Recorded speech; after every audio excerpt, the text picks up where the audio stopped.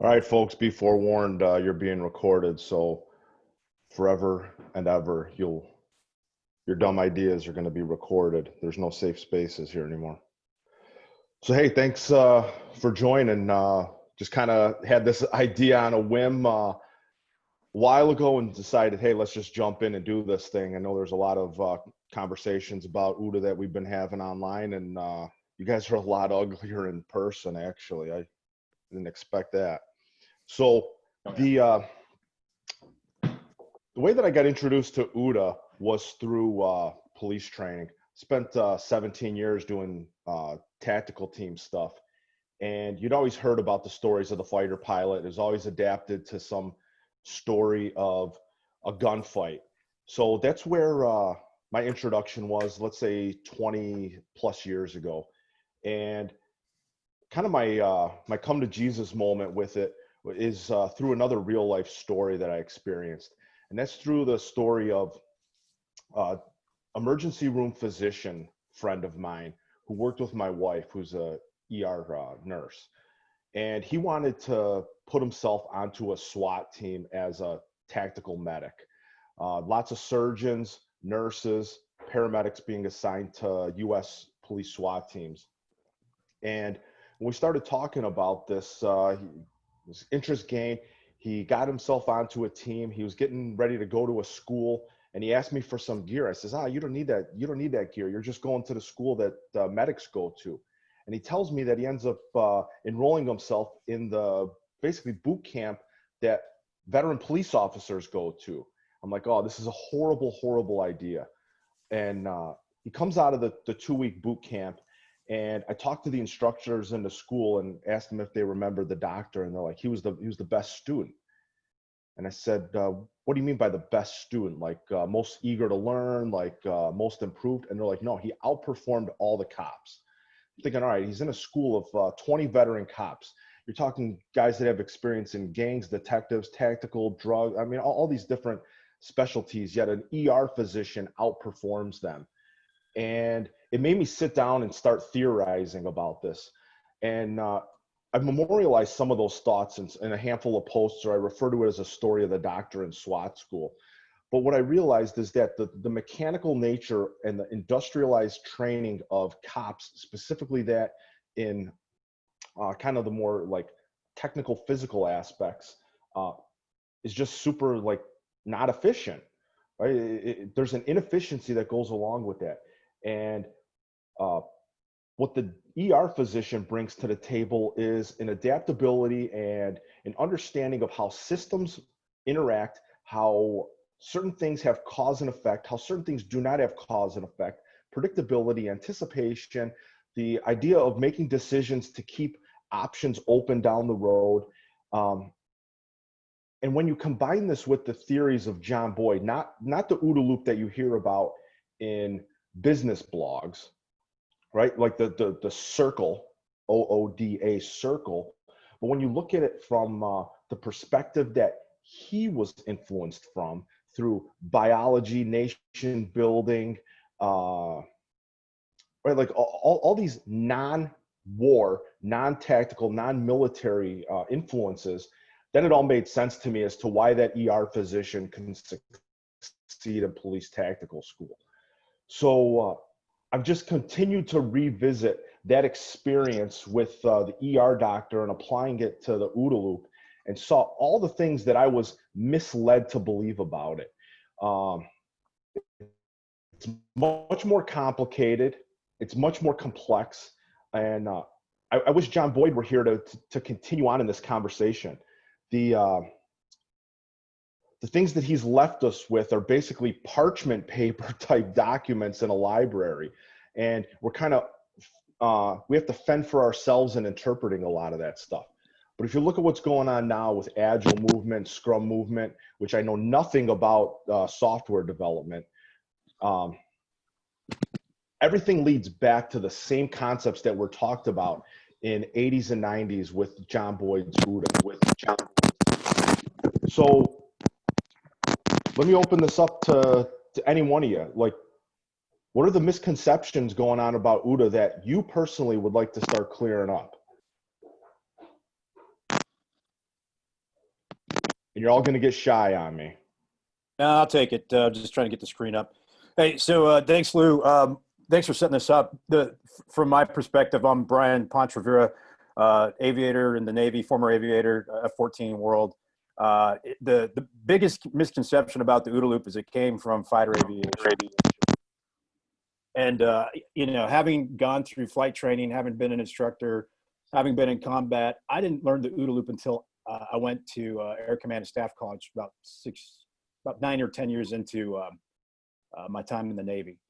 And, you know, when you go ask an aviator here in Virginia Beach, where I am right now, to describe the OODA loop, they'll just go, yeah, it's something we go through. I don't know what it is. They can't draw what's on the board back here.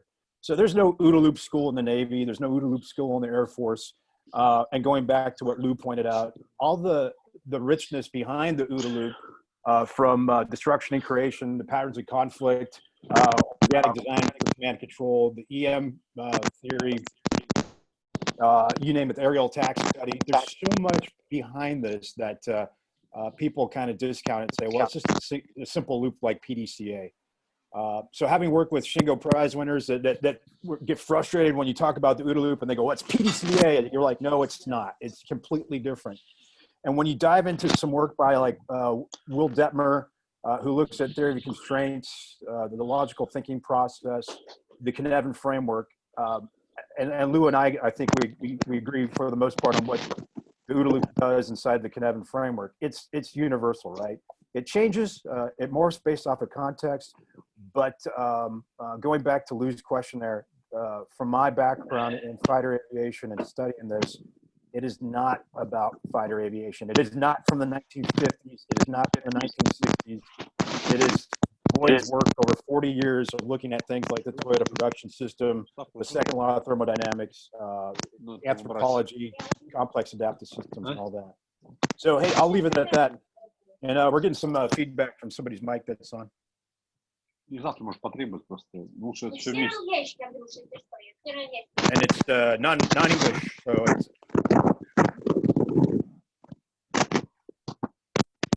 All right. I guess this is Andre. Maybe you want to use his mic.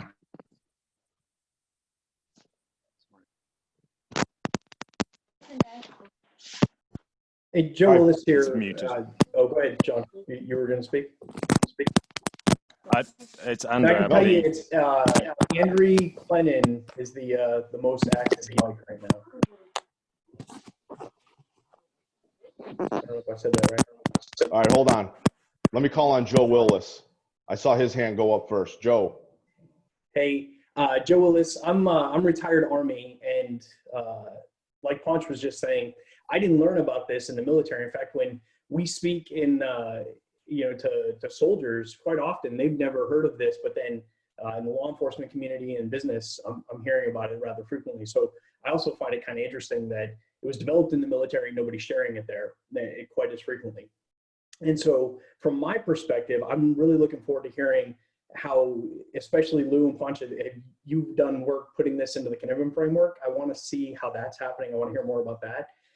From my perspective, though, I do a lot of work in the character development and ethical decision-making space. And I'm fascinated by how if you take this model, the OODA loop model, which originally when Boyd first wrote his earliest stuff, you'll find that the initial observation was actually listed as sensing, which really lines up with what Dr. James Rest says in his moral decision-making framework. And so literally the two lay one on top of the other in so many ways. And it's just been fascinating for me to kind of experience and explore that.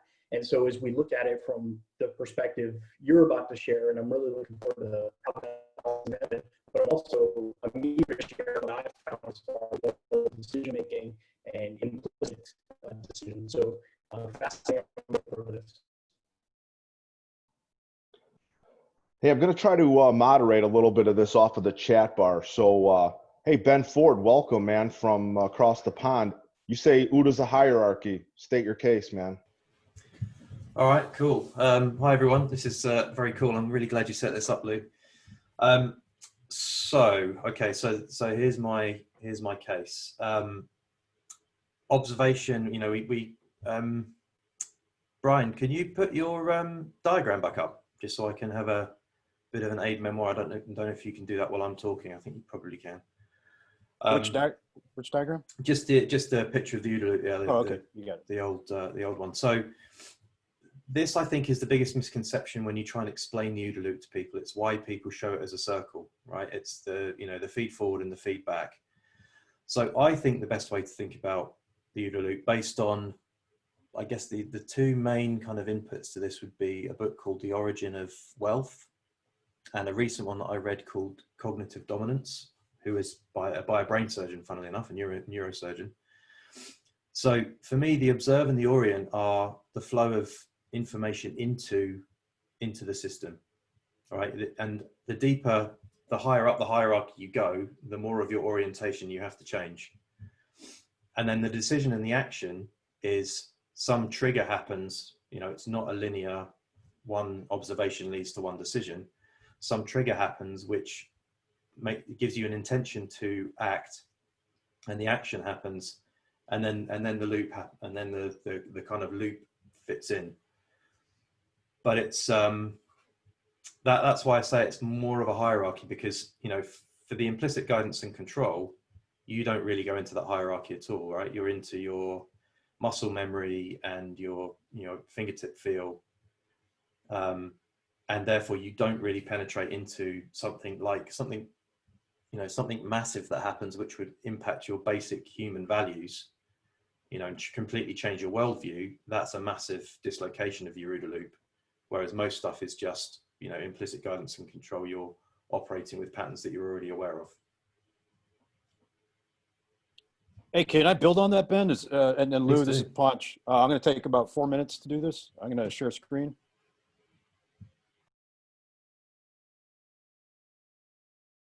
All right, take the screen there. It's coming. All right, I'm going to go to iPad. Just going to give me a moment to pop up here. Come on. All right, here it comes. All right. Hey, so building on what Ben pointed out, by the way, I'm going to go back to something before this. This is the constructal law. This is something that Sonia Blenyo pointed out to me about 1.5 years ago.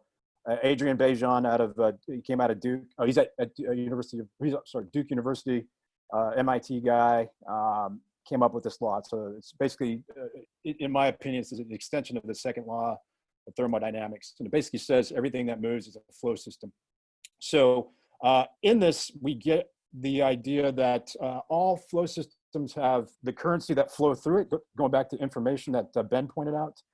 And then you have the design of the system. So the currency and the design through which it flows. That's really what it is. Really basic law of physics that came out around 95, 97, somewhere in there, right about the time Boyd drew his OODA loop. And I don't think Boyd was aware of this. So let me kind of draw this out and how I'm thinking, Ben, and see how this lines to what you're thinking about this. So you take a flow system. Flow systems are pretty basic. They have inlets, they have a boundary, and they have an outlet. And I'll build that outlet right there. Of course, this over here, the environment is clearly a component of all this, but I put a bat up there for a reason. We're experiencing something that may have come from a bat back last year in the outside environment. It got into our system, into our flow system there. But anyway, all systems or all flow systems have inlets, an inlet, or multiple outlets and a boundary. Okay, so I drew that for a reason. And this goes back to what Ben pointed about his OO point about the flow of information in his hierarchy. So I think we're onto something there. And you can start to see that when I do that, we start to see that the OODA loop may be a flow system. It's open to the environment, has inlets, has an outlet, and then of course it builds up into this, right? So I'm really looking at this right now. There's a lot of talk about fluidity. And I think what Lou and I talked about last October about the linkages being more important than the phases. We're trying to find tools, techniques, methods, schema, repertoire, mental models that open up those pathways so we can have a better flow of any currency, blood, it could be information, money, whatever it is we're working in. So I just want to throw that out there to Ben to see, and everybody else to kind of see where am I off? What's not working with this? And I'm gonna stop sharing. Can I just come back on that very quickly, and then I'll cede the floor. So one thing I forgot to mention in this kind of idea of the hierarchy, which you mentioning a boundary reminded me of. So the origin of wealth basically recounts the sort of history of economics and then the involvement of physical scientists into economics. So people looking at things like phase transitions and the second law of thermodynamics. So what happens when you have a boundary is that you have a means of decreasing entropy within that boundary. And that's your orientation, right? You're creating structure out of energy that's flowing into the system. And your structure is what becomes your orientation, your understanding of the world. And that's your thing that then drives your what Boyd talks about, which is an organism, you know, is driven to make changes and perform actions. I can't remember. It's from patterns of conflict. Okay, someone else's turn. All right, Panch, I'll go back on what you're talking about, the flow system. And this is what we've been talking about and the differences between closed and open loop. And kind of think that that's like a false dichotomy, right? It's like I've always said that like nothing's like completely closed, nothing's completely open, right? I mean, it's not either factory assembly line floor or zombie land, right? There's like a lot of things in between there. And, you know, we could talk about like the tightness or the leakiness of a system. And that talks about like the amount of influence or control that we can have over the environment within whatever system it is that we place a boundary on, right? So if we place the boundary around the fence line of a factory, right, and we can have influence about what semi trucks go in and what's in them semi trucks when they go out, right? Like that's a fairly tight system, right? Until you start impacting things on the outside, which now you cannot influence your supply chain or the logistics of things coming in. So it's the tightness, leakiness, and the permeability of these so-called constraints on the system that we have. So I like that diagram that you have. You know, you have these different inlets. I mean, to me, it's almost like drawing a picture of like animal heart, right? Where like you've got all these different you know, vessels that are coming in and then going out. So how much can we control what comes in? Because what comes in is ultimately the things that that's change. Right? Those are anomalies and things that come in. So that diagram speaks to me, and I hope you push that out in some other more formal way. That again, the tightness and the leakiness of systems, as opposed to just talking, you know, more extremely about closed or open or linear, non-linear. Yeah. You know, there's a lot of room in between there that and the nuance that goes in that gray land in between. No, so this is a kind of a building on what we did in October, and this is not necessarily new thinking. It's just, hey, if we're talking about flow systems, and the OODA loop, it represents a flow system, then we have a way to describe, help organizations, help everybody understand what it is we're trying to do. We're trying to improve the flow of whatever through our OODA loop. So, and I think we can hang different things on it, like we looked at with red teaming, the complex facilitation techniques, Wardley maps, all these things. And I had I don't think he's on here, but I had a call with Jamie Schwant this past week about this. And he's been in contact with Adrian Bejan about the law.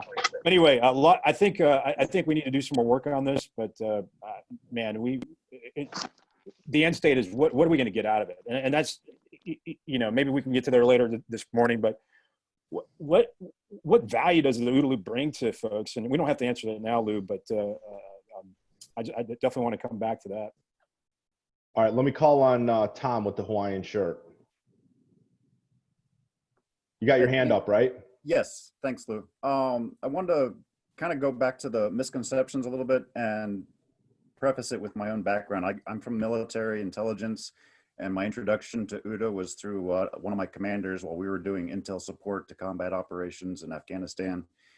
And my commander's kind of push towards me was he had introduced me to Boyd, gave me Quorum's book, and said, you know, look at this OODA loop thing and see how it can apply to organizational thinking and decision making versus individual. I think something he knew I would be interested in. And so for the last 15 years, I've been kind of thinking about that. And I think one of the misconceptions a lot of people have on the OODA loop is that it solely describes the decision-making processes for a single human. And I've really been trying to push and apply it to organizational thinking, organizational decision-making, and how organizations should structure themselves in order to take advantage of systems thinking and using the OODA loop, OODA process to awareness of it to improve the way they handle decisions, because God knows when the military and the bureaucracy, they suck at decision making. So that's kind of what I've been pushing at. And speaking of your open versus closed thing, I firmly believe everything is open.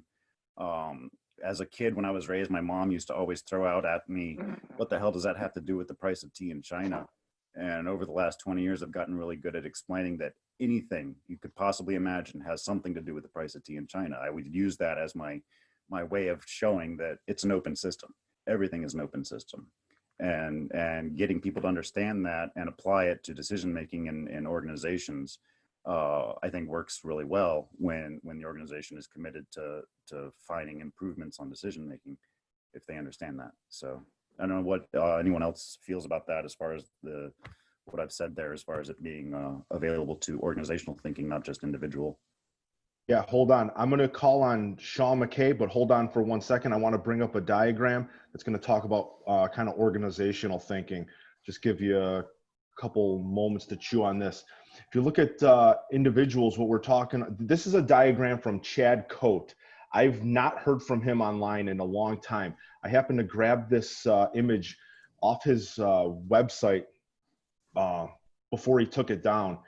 So basically, we're talking about reality and perception.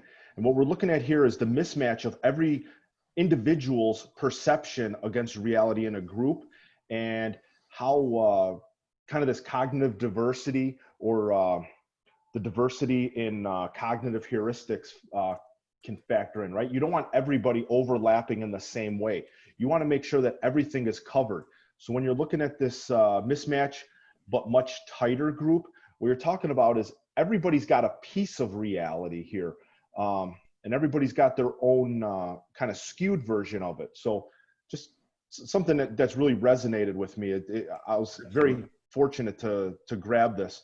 And some of the conversations that I've taken this is anywhere from used car salesmen to trying to pick up women in bars, and how there's different perceptions that you try to move people. And Boyd talks a lot about shaping and influencing others and the moral aspects and of an adversary. So just some of the ideas of perception mismatch with groupthink versus cognitive diversity. So wanted to bring that in. I'm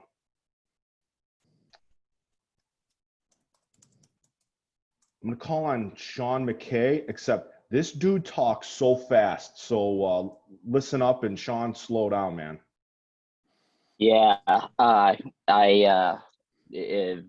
just went to bed at like 7 this morning and got up here. So I'm on East Coast time, and I don't know if my Adderall's completely kicked in yet, but I went for the quick release this morning. So we'll see how that rolls. So I could be all over the place, but yeah, I love the conversation, and I probably should have chimed in after Brian and everybody else. Tom was talking, just because we utilize a lot of that, and I think there's a lot of truth. I think some of the misconceptions we get in just what we're talking about now is differentiating between like an open system versus a closed system, how it relates to thermodynamics or entropy versus open and closed decision loops that you're working within. And I think they're kind of two different things that you've got to say cognizant about when you're looking at that. I think when we're looking at that, we use OODA loop, and if I can I put something real quick, just diagram that's so ADHD that it probably will put everybody into a kind of a crazy loop here. But this is one of the posters we typically will use here. Let me see here. screen. There we go. And here we go. Can everybody kind of see that a little bit, maybe? Okay. Hey, that's what's going on in Sean's brain. So give him a. That's a good one. If we go before that, it actually gets worse as we go through this, man. So yeah. So really, what we do is we kind of use OODA as this gas pedal when we're dispersing entropy. And so my background as a firefighter, paramedic, and as a team leader on a SWAT team, but for the last 15, 14 years, I do a lot of training within US SOCOM and JSOC, and so I do high threat rescue.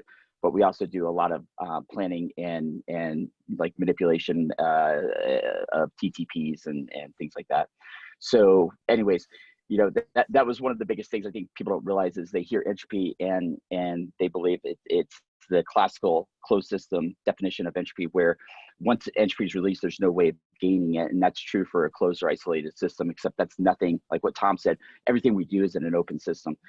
Everything we deal with is nonlinear phenomena. And, you know, whether you look at what Bruce West's work is or the La Jolla group or anything like that, I mean, I think they do a good job of explaining that. But in open system, right, we can regain order, decrease entropy where we need it by increasing energy somewhere else in that system. And what's interesting about that is if we look at it from like an irregular assault, and if somebody wants to use like something that everybody is probably seen, like, you know, the movie Black Hawk Down, you know, when Bob Mabry was in the helicopter working on people, you know, they could bring in DAPs, they could bring in close air support, things like that, which is increasing entropy into their system that they are planning and working, which actually increases the entropy for their opponent, yet it decreases it for you. And we can do that with recce teams and things like this, but understanding and manipulating an OODA loop or Boyd cycle in the complex cycle that you had before, you can actually have your opponent create the energy that brings order about you. You know, thus we have technology like 9-bangers and being able to do half gaps where people are assaulting in from the ground and the assault. So, you know, at any given time, you know, ISIS thinks you could jump out of their serial and attack them to where they're uneasy, and they create their own energy to where it's able to decrease the entropy in your system. And like you're saying before with the semi-permeable, I'm not sure what you're with some of the vernacular they're using, but there isn't really vernacular when we look at it in science. So we've always called it kind of basically this selective porous system, to where, you know, if you do an assault on a compound and you have 3 Blackhawks landing with an assault force there, you have psychotic amount of, you know, available energy, and you're in a low entropy state. Yet once we start spreading out to those 3 buildings and spreading out even more, and you're going through and doing room clearing, and now you're doing that on multiple levels, you're reaching higher levels of entropy. But being able to have an effective cordon using ISR, things like this, then you're able to create a semi-closed system at your convenience, to where it doesn't have this unlimited flow of going into this non-equilibrium. You can actually create a certain equilibrium by adjusting what your boundaries that you set in that your opponent doesn't have say in. So when we've looked through a lot of this, it follows in line a lot from a lot of mission sets that people would recognize from TV, even recent ones, of how that flow goes. But we've never had a way of really describing that with typical science, except when you get into nonlinear ecology, biology, physics. And it's that nonlinearity that gives us the opportunity, I think, to expound Boyd's cycle and make it understandable, where typical sciences and traditional sciences work in closed systems, and they don't really make sense. It always seems like we're forcing science into something, but it's the nonlinear phenomena, the nonlinear sciences that actually blend so well together, where traditional sciences have boundaries between them. That was a lot of work, a lot of words, and I'm still waking up, so I apologize for that. Yeah, dude, you should see that dude on a couple Red Bulls, man. I've experienced it. I switched to monster rehabs, but yeah, it's less heartburn, man. And I could do a whole bunch more of them. But yeah, and it figures completely into our scale-free networks. And then on the same thing of entropy, right? It's really turned into being able to increase that elasticity, that deformation that occurs in there, and constantly creating an ability for your team, your business, your organization to expand and go further in creating a little bit more of an elasticity before you get to that plastic deformation where you just break. And I think one easy example that we give with people that we work with quite a bit is, you know, if you remember back in the day, law enforcement, fire, everybody is on to like individual first aid kits, tactical combat casualty care, tactical emergency casualty care. You know, by taking that, you took it to where a team now can move way beyond where they normally would, because they know those 3 most preventable causes of death. They can mitigate that at a very quick level. And so they're not as reliant on the medic. So they have the ability to move further into that entropy, into that thermodynamic state without breaking. We do the same thing with rescue. We do the same thing with a lot of these things. And then all of a sudden you have this spectrum of elasticity to where they're able to expand further in without being dependent on one aspect or another. So it kind of goes through a lot of different sciences, but really we use the OODA loop as a gas pedal. And as we train, you're never fast enough. You're never quick enough. I hate using terms like, you know, speed, surprise, and violence of action, because on the civilian side, you have an idea, but then you see, you know, tier 1 units that you train with, and it brings a whole nother level to it. Like, oh my God, like I knew what was going to happen. And I still just pissed myself watching this. And just the aggressiveness and how quick it actually goes. And by doing that, we always compare it to kind of like a vehicle is if you're driving your, you know, 90 F-150, you know, from 1990 down the road, and you're good at 80, but at 82 you start shaking. They just back it up a little bit, and they just make sure that that acceleration, that change of position and speed, is still putting their opponent over that level of turbulence, and they stay right underneath it. And it just becomes this very, very, very quick feedback loop, to where everything the opponent does is gets them killed, is wrong. And that's that level that they're constantly pushing to through training. And it's kind of, we just kind of call it the gas pedal. And speaking to the one, we kind of have a combative model, an agile model, and a cooperative model with OODA that we kind of work with. So. Awesome, man. Yeah. So, hey, John A wants the floor with, he mentioned something about rider and horse, man. And I think I know where you're going, but. Yeah, if you want to share screen, or I can bring something up, but if you don't, I can probably talk it through. If you got, no, I mean, you need the screen to share it. Yeah, so go ahead. okay, cool, man. Yeah, okay, if I can share, I can share. Okay, cool. So it's a little bit of an experiment that I'm doing. So there's a model that Freud has, which is the rider and the horse. And I think this might talk to Ben's point on the hierarchy of the OODA loop. So I'm going to describe Freud's model. So Freud's model of the human brain is a rider sat astride a very powerful horse, the ego and the ID. So that's the logical part of the brain, the thinking part of the brain, sat on top of this prehistoric animal that's very, very powerful. And my observation around this is, we work together as one beast. We work on top of our prehistoric brain. But if you think of Boyd's observe and orient, we're observing via the horse. We're orientating the horse. It's more prehistoric. And then we use our logical, fast, slower thinking to decide and act.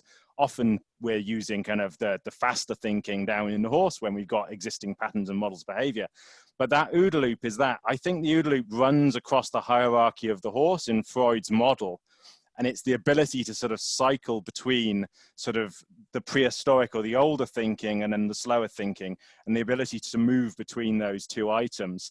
And then the comment that Sean was making a few moments ago, which was around sort of outperforming and sort of out kind of maneuvering. I think when the rider and the horse are connected, when you are in sync with your prehistoric, when you're sort of, your ID and your ego are connected, your loop is much faster, and the combined animal is much faster. It's more agile, and it can make faster moves, tighter turns. And I think that's what we're seeing. And I think that's the hierarchy. Don't know. Yeah, I'm wondering what you think. Yeah, man. Everybody's. I know you got a big group of support here. I mean, I personally use the caveman and professor analogy. Kahneman uses system 1, system 2. Boyd's got implicit guidance and control. And if you look at these things, it's like the two operating systems going on. I mean, and I'll almost take that as saying, if all you're doing with OODA is reading the business blogs and you're trying to use it, right? That's the explicit side of it, right? That's the rationalized system 2 decision making. That's the writer, that's the professor at play, and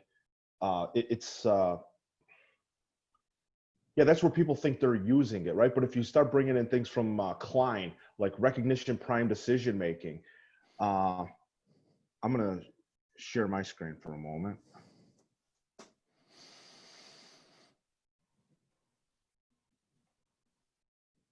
Hey, while you're bringing that up, we looked at RPD mapped to OODA loops with Gary Klein, and this lines up to everything that was just brought up with System 1, System 2, the Professor and the Caveman.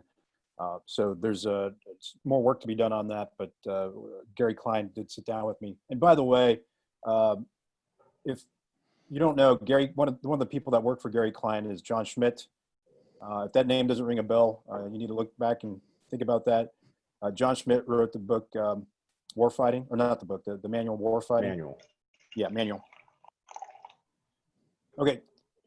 Yeah. So hey, so I've added a handful of things here, right, into Boyd's diagram, and I like drawing these things, right? I mean, it appeals to kind of the visual sense, and if you're looking at this as flow, right, from observe. You guys see my pointer by chance? I don't know if you can see my my pointer. We start with observation, move into orient. I mean, you know how you learned it early. Decision, and then at some point you come to action and you loop around, right? Well, if you look at what some of the recognition prime decision making is it's really matching something in a decision, right? You look in the crystal ball at it. This is the looking in the crystal ball feedback loop, where then you kind of cycle through this almost like a roundabout in Europe, right? And you're trying to figure out which of these options right? I got this deck of cards, right? All the options, all the decisions that I've got. And let me look at each of these and see how this is going to end up playing out, right? Like, yeah, that's not going to work. Yeah, that's not going to work. No, that's going to work. Boom, put it into play. And eventually you spit out of that roundabout and you get back onto some route that you're planning. And that to me is kind of that recognition prime decision making, where you're trying to recognize something from your past, right? And you anticipate that working, and then you finally spit it out. It's what's known as like the first available option. Like, that's available, it looks decent enough, and I'm gonna spit it out. So I think a lot about the OOD loop going over and over again. And we've also talked about this with paralysis by analysis, where the analysis is going on in the orient phase here, where you're stuck here. It's almost like you're stuck in mud and you can't move it forward, or you're just trying to crunch this over and over and over and over again, and you're not willing to accept something that might be just good enough. You're almost looking for that perfect matchup. So this is what's going. So some of this perfect matching analysis by paralysis is what's going on in the rider, whereas the elephant can match that first pattern, right? When you're losing that cognitive bandwidth, is you're just pushing caveman actions through, right? And you're missing this loop, which is some of the like cognitive forecasting, basically. For what it's worth, just trying to link up some of your guys' ideas. Ben's got his hand up. What do you got? Yeah, can I just chuck a couple of extra things in there? So, Sean, some of what you said is resonates with my experience doing things like Brazilian Jiu-Jitsu. So when you roll with a higher belt in BJJ, what I think is happening is that, and this is what I think is a sort of, I can explain what this feels like, and then I can extrapolate to kind of relate it back to what Sean was just talking about. So what it feels like is that you're getting further and further away from being able to take an action, right? Somebody who is at a higher belt than you is, their structure is better, they're in a better position continuously. If you manage to put them into a bad position, they are immediately able to react and get back into a good position. Mm-hmm. And what I think is happening there is exactly what Sean was just talking about, is that by taking away an opponent's ability to act, you're actually forcing them into entropy, right? You're taking away their internal structure. You're basically completely disrupting their flow, because act is how you close the loop and get new energy into the system. I.e., if you never act, you can never really truly observe, because you can't correlate what you want to do with what's happening in the environment. I think that's quite an important that's quite an important phenomena, because that's what I see, you know, fast moving companies do to themselves all the time, right? They're always in that decision loop. Oh yeah, let's do this, let's do this, let's do this, let's do this. They never actually do it and check its effect. And they end up in this, you know, this is what Boyd would call the cognitive spiral. So, yeah, so hooking that back again, sorry, I'm hooking back to Freud. So he describes fight, flight, or flee is the rider falling off the horse.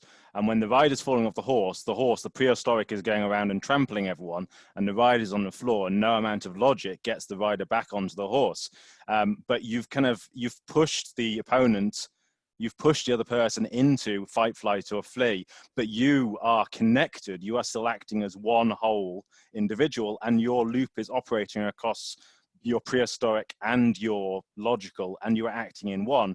And I think at a higher level in jiu-jitsu or any kind of martial art, you are connected, you are one with yourself. You have achieved a higher sense of being. And again, that happens in organizations, it happens across multiple teams. But many organizations are not doing that. They're just randomly doing stuff. All right, Dave Bartholomew, quit typing and start talking. First test, find the unmute button. I'm just picking up on the point about the Brazilian Jiu-Jitsu, but I think John covered some of what I was going to say, but far more eloquently. You were talking about having maybe options closed down because you felt that you had nothing to offer. I used to do a little bit of Aikido, never particularly proficient, but one of the things about Aikido, in classic Aikido, is there's no attacking move. Sometimes in order to initiate the bout, you have to invite the attack. So you have to put yourself into a position or give the other player confidence that they will take some lead and take some attack so that you can come into use a defense. So it's quite interesting because we're talking about maybe getting in to disrupt a loop, to maybe get in to disrupt it, to stop an action, but it's just making me think about getting into a loop to disrupt it, to force an action, to lead instead of to simply separate or break. I'd have thought then what Ben was saying then, Dave, around forget it was in Wardy maps, but in terms of if you have a leader in the market that they differentiate between a freeware and payware, so a premium offering, if they're ahead in the market, the competitors are fighting to catch up with their offerings, their functions. As soon as the competitors are starting to catch up, the leader in the market dumps all their premium offerings into the freeware, which then blows away all the competition, who are then fighting to catch up to build those now freeware, whilst the main competitor in the market is moving on to create the next generation of functions in their premium offering, constantly getting the competitors to chase the main company's tail. So in terms of keeping them backwards in the loop, constantly fighting to catch up and never managing the competitors to catch up. Can I come back in, Lou, just for a second? Sorry, you're on mute. Yeah. I'm sort of loving this really, because for me, I don't come at this from an OODA background at all. It's something that I've picked up through that sort of management area. And my first introduction was that first circle loop. So yeah, I didn't come into this from here. My interest is in human heuristics and how that affects our decision making. And so from my newer understanding of the loop, from where I've read, and thank you, Lou, for pointing me at some documentation, and I've picked some more up here. This is great. I'm interested in how that system one, system two interaction works throughout the loop and both within the Orient. And for me, it's not a prescriptive, it's a descriptive system. And the idea is not to learn it, to apply it, but to learn it, to understand it, to learn it, to get inside it. And for me, the real key here is that system one, system two thing. And the unconscious bias as well, which is in there, which is the problem because it's unconscious. So how do we take account of that? How do we even know it's there? So I'm going to turn the mic off now before I say something really stupid and just, yeah, that's my interest. So thank you for letting me come. This is fascinating. So on the heuristic piece in there, what I look at is inside orientation, those unavoidable realities that make us human. Those 5 points inside the orientation phase. That to me contains the our biases, those heuristics there, right? Doesn't mean they're right or wrong; they just are. And the more we learn about that from your background, the better off we're going to be at moving from system two to system one. And system one to me is when we go through the IGNC, implicit guidance and control. If we can make that system two thinking, the principle of least effort anyway, from the Zipf's law, if you take that concept, that humans always want to do the least amount of work. Our brains are burning so much energy. We want to reduce that energy load on our brain by going to system one. And we need to leverage those heuristics to pull out that system two thinking. So this goes back to multiple people or groups working together. You need to have some type of implicit guidance and control, some type of schema, repertoire, mental model, whatever it is, to take advantage of the heuristics that are inside the orientation phase. That's so I agree with you 100%. Can I, yeah, I agree as well, but can I make one point? Jung would say to really understand your unconscious, you need to understand your shadows. You need to understand the things that you don't know of yourself and find and discover the things that you don't know of yourselves. And those are often the things that you see others are doing wrong. And by understanding, really understanding the things that you don't know of yourself, you can have stuff like Johari windows, you can do all sorts of things, but by truly understanding the things you don't know about yourself, you'll be in a better position to act as a whole individual. But yeah, to that point, everyone understanding each other's models is, I guess, is part of that. But yeah, it's fascinating stuff. Yeah, I pulled this up because I anticipated where you guys were going. I mean, just with some conversations that I've had with you guys. And I mean, Willis is talking about dual process theory, and Brian's talking about like a repertoire or all the mental models. There's an analogy that I keep hearing is about like whether it be stacks of experience or note cards or file drawers full of experiences that you continue to gain as you grow older, right? Like your lived experiences from the time you pop out to the time you go back in the ground. And all those things shape how you see the world and like the modeling and the puzzle pieces that you start to fit in, right? And you keep on swapping out. Problem is there's not like a complete puzzle that we have, right? I mean, I guess you could say that there is a semblance of, I mean, does reality exist? Is there a singular reality? I'm inclined to say yes. And hopefully as I grow older, I get closer to that by continually destroying my old mental models and creating new ones. It's you know, and obviously I picked those words from Boyd's Destruction and Creation. You know, it's, I don't know, what, 13, 14 pages long that he wrote in 1976, right? So I think a lot of that has to do with the heuristics that we have, the schemata, how we see the world and how we build them and piece them together. And when we're making snowmobiles, we're using a very, you know, analytical mind. But when we're just pattern matching, we're using the implicit guidance and control piece here.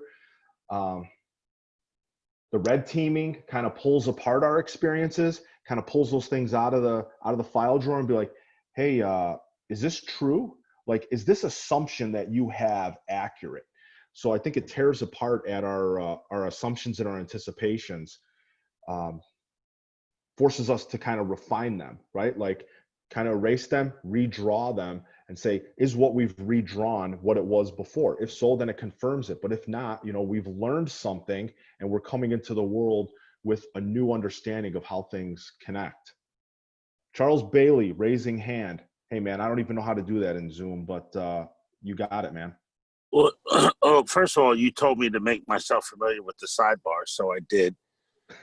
Second of all, I got to tell you guys that it's totally awesome to have been invited to this, and we should do this a lot because I've taken tons of notes from some super smart people. But then I got to run off here in a few minutes and do some more COVID, right? So there were 6 quick points, and I think I can be done in 4 minutes, and I did not take any Adderall, and it will show. We started talking about the misconceptions with this loop, and I've been at this for a long time with this loop. And I think part of the problem is this notion of dimensionality. We're trying to represent in a 2-dimensional space something that happens in 4 dimensions. I think the issues of openness versus closeness is less relevant than the issues of recognition and responsiveness. The feedback's always coming. The environment's always changing. There's always something new to know. The question is, can we recognize it and respond to it fast enough? The issue of boundaries is more important than we give it credit for. They are constraints on the system. They do limit feedback. The problem is that the boundaries that matter the most, especially when we're dealing with this openness and closeness and moving through space, are typically the ones that are invisible to us. And someone said, I have to know, or it's important to know what I don't know. And by definition, I can't know that. So I'm constantly bumping into sort of black holes, cognitive black holes, and I feel the impact of them, and I see the impact on the environment, but I can't categorize them because it's essentially, a black hole. The other misconception that I'd like to contribute is this notion of the fractal nature of the whole thing. I've heard a lot of you guys talking about system versus individual. All these things are in a flow. I resist the notion of hierarchy, but in a flow constantly at multiple different levels simultaneously. And what we're really talking about are nested systems. Physiology is a big deal. A swollen amygdala trumps everything. And it doesn't matter whether you want to build a snowmobile or whatever, and whether you use that id thing on the horse or just talk about the physiology of the brain. When you trigger that parasympathetic nervous system response, and I always get those two confused, but when you trigger that nervous system response, you're just going to do stuff. It's not totally mindless, right? Because what you do is driven by a whole bunch of other things, especially your training. And then the last part that I think is worth talking about and somewhat problematic is the quantum nature of system behavior, in that we always think about these things as this logical progression from one state to the next, from A to B to C. What happens in my brain sitting in front of a burning building or at a mass shooting or at some citizen riot / protest, I'm struggling to know the difference these days, is you go from state A to state C without that B in between. And I don't know that it's a bunch of fast switching. I don't know that I decide whether I'm in system 1 or system 2. I think that that's sort of an individual circumstance that is driven more by the environment than by my conscious control. And I'll wrap up by saying, again, how much I appreciate having listened to all this. But when I first got this Boyd thing and that four-part circle, it was obvious that something was missing, and it is that orientation piece. And I think that's where the bulk of it is. And the way you guys have kind of worked to help me to kind of see that more clearly was awesome. The last thing I want from you, Mr. Lou, I only talk to you on Twitter, so it feels weird to see you in real life. I'd like to just kind of get some, is there a way that we all can connect before I have to go sign off? So that, we can continue these conversations later on with the same group, if you guys don't mind. Hey, I got an idea about that. Maybe find the OODA Zoom hashtag and see who's liked it or retweeted it, and you're probably going to find most of the same folks here. And then maybe Gotcha. same thing with some of the LinkedIn stuff. Hey, Chief, before you sign off, you shared a story about being young duty chief and showing up to a fire where you kind of lost your senses. You care sharing that story with us? Yeah. So I was fresh off the boat as a duty chief. So for me, that means commanding 42 fire stations spread over 500 square miles, about 400 people at a time. It was real early in the morning. A building caught on fire, right? Fifth largest fire loss in the entire nation. This thing was a 7-story apartment building, and it was about 3 acres worth of building, and the entire top 2 floors were on fire at once. And you can't OODA that, you can't Connevin that, you can't anything that. So you pull up to this thing and you're staring at it and you're like, holy, don't use the bad words. He caught myself. You're like, holy moly, what on earth do I do with this, right? And what you think you're supposed to do are apply these rigid hierarchical incident command structures and NIM structures. That's not what happens. What happens is you just start doing stuff, and in the retrospect, you realize, oh, I ran a series of really small experiments, and I saw something that worked, and I said, okay, let's do more of that. And I saw some stuff that didn't work, and we said, let's do less of that. But in that moment, that certainly isn't how you frame that out. And I don't know if I wrote that story down for you or not, Lou. I'll definitely share it later, but that's the basic gist of how that all went down. And, sometimes you pee your pants a little, sometimes you. Yeah, man, I love stories like that. Hey, so Tom with the Hawaiian shirt's got his hand up. What's up, man? Howdy. Yeah, speaking to what you were saying a couple minutes ago, I wanted to just clarify. I have one of the things I teach people when I'm teaching critical thinking and military plan, or was teaching military planning, is a lot of people focused with regards to the OODA loop on the big D in OODA for decisions.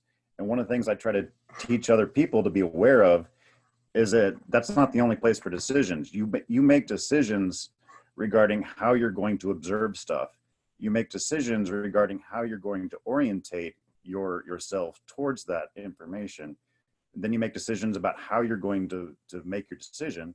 You make decisions about how you're going to carry out your actions.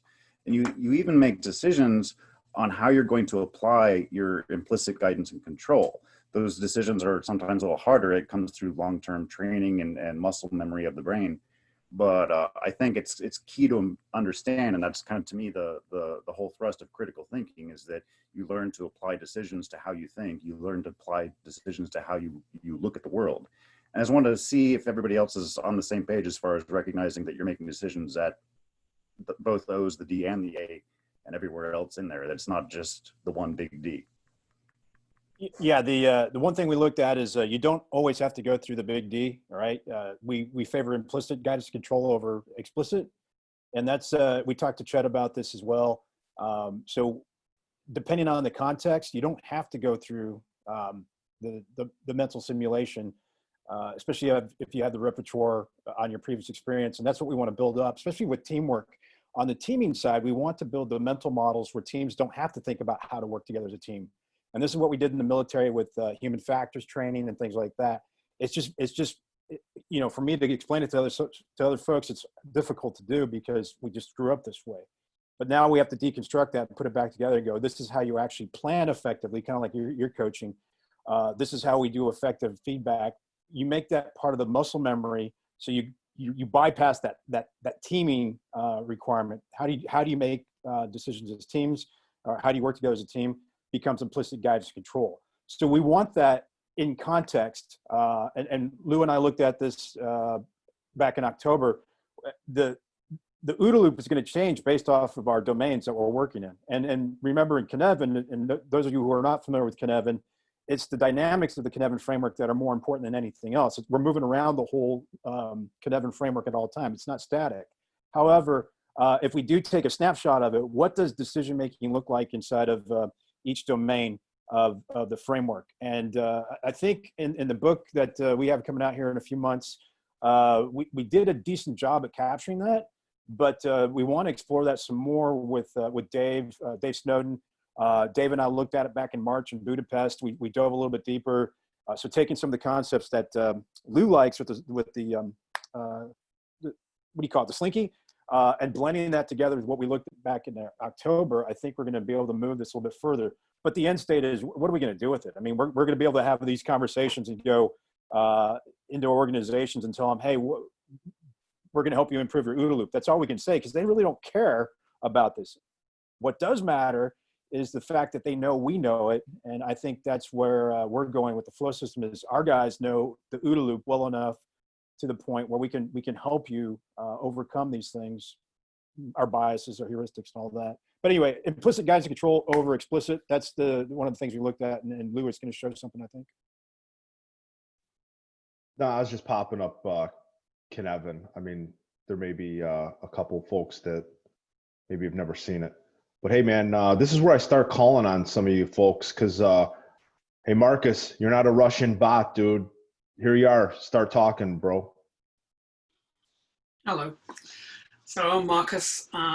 English, but I'm based in Moscow. And I'm not a military person at all. Well, I'm not a first responder or anything like that at all. I don't know where I first came across it. I think possibly through Snowden, work on Kinevin.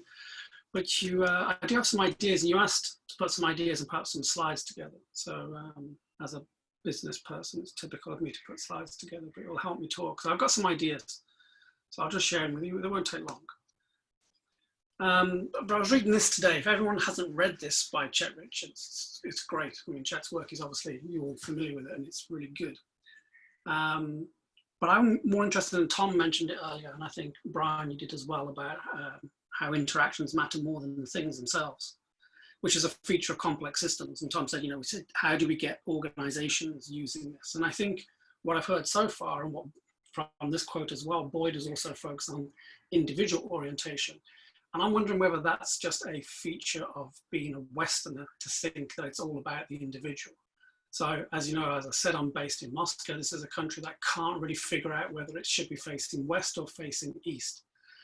So I want to just take the idea that perhaps we could look at this from a group or a collective perspective. So what I want to do is make a suggested augment to the OODA loop. So for those of you who know Wardley maps, this will be familiar. For those of you who know the art of war, this will be familiar. It's Sun Tzu's 5 steps. He says, who knows these will be victorious, and who does not know them will fail. So just briefly, it's having a purpose, what Wardley calls having a why of purpose. Why are we doing this? Which is what you need to be able to have any kind of harmony or direction. Once you have that why of purpose, then you're going to need to understand what Wardley calls the why of movement. Why are we going to make these moves here and not those moves there? And so that's firstly the landscape, and that's where the mapping comes in, because maps are very useful to understand the landscape. Within the Wardley methodology, it's also climate, understanding how things move on a map. And then there's doctrine. So doctrine is the principles by which you operate. If you're running if you're a general and you tell your soldiers to go and flank the enemy and then start firing, you don't want them to look back at you and say, what does flanking mean and how do you fire a weapon? So doctrine is something you want to have in place beforehand. And then you've got your leadership decisions about what kind of moves that you make. So if we put this into, I've done some reading from Chet's work as well on Blitzkrieg. So I think you can match these to the ideas of mission command. I won't pronounce the German because I don't speak German. So there's the idea of mission command, maps very closely to purpose. You've got the focus, which is understanding your landscape and how it's changing and what kind of options you've got. Doctrine is really about trying to build the mutual trust within an organization and within teams, so they allow each other to act. And then your leadership decisions are still, at the end of the day, even where you have all that information, are still going to be based on intuitive feel about what seems right. So taking this idea, I was thinking that maybe this is something that could be used as a way of orientating with organizations. Underneath this, maps are really important because maps are an artifact which you can share with each other.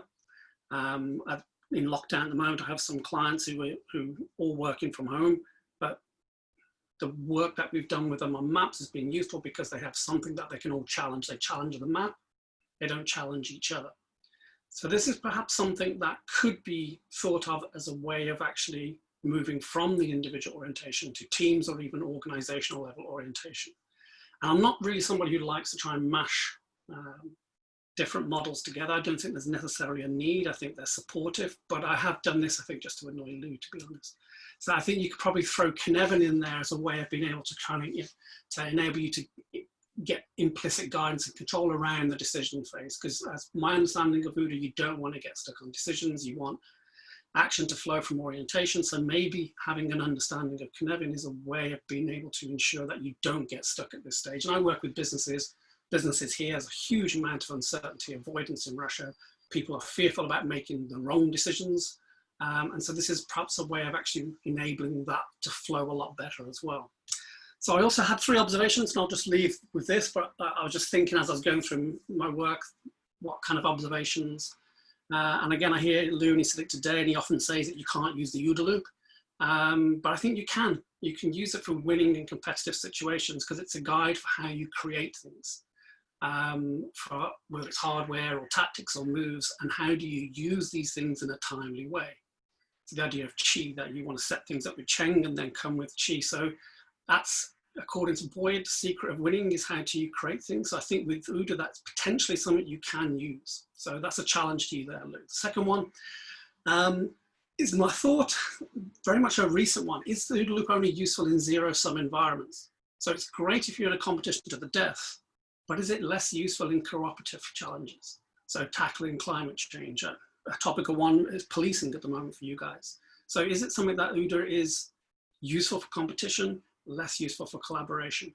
And my final one, and I teach at a university here, and I teach OODA to some extent on the course, and I throw this one out to the group, so I want to throw it out to you as well, whether Twitter is something that Trump uses as a tool for getting inside the OODA loop of his rivals, which seems to be the media. So I'll throw this one up there because I think it's really funny that a group of pundits are talking on CNN about how they're not obsessed with Trump's tweets, even though they're on the program actually talking about it. So those are just some ideas I wanted to throw out, but I understand it's a little bit of a different direction from what we were talking, but I think it goes back to your idea, Brian, about flow, about interactions, and also Tom's idea about whether we can use this for organizations. Hey, Marcus, we looked at, I can't remember who did the work on the OODA loop and 5th generation warfare, so disinformation, what's going on right now. So if you look at our environment, if you were to take it to the perspective that if China did this, they took out a carrier, they took out 40 million jobs, they did all these crazy things, and they didn't shoot anything at us, right? And it's just a possibility. That's the type of warfare we're in right now, is the disinformation warfare. And you're seeing that on Twitter. So going back to your point, but somebody did, I can't remember who it is, Mark Millay, who works with me, pointed it out when he did the 5th generation warfare talk. And for you, those of you who don't know, 3rd generation warfare, maneuver warfare, 4th generation, more of the network-centric warfare type of thing, kind of like the team of teams concept, and 5th generation warfare, information, which impacts your flow system, right? So if you put the bad information or disinformation into something, you get a different output, and it's a probing thing. So fantastic connection there, Marcus. Hey, so there's an interesting chat going on, which is so interesting. I can't, it's crushing my own OODA here. So Marcus, have you looked at Trent Hohn's writing on doctrine?